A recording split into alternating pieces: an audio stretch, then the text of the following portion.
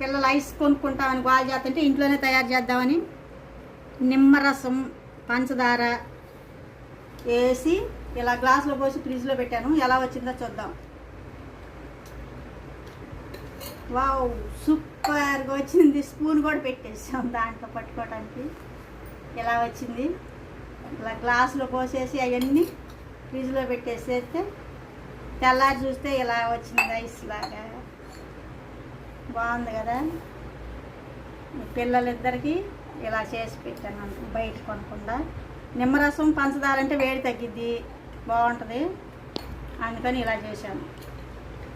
ఇది ఇట్లా పెట్టుకొని తీసుకొని తింటారు వాళ్ళే. సూపర్గా వచ్చింది కదా. మీరు కూడా ట్రై చేయండి. ఇలా చేస్తే ఆరోగ్యానికి ఆరోగ్యం. పిల్లలు బయట రంగులేసి ఐసులు కొనుక్కోకుండా ఉంటారు.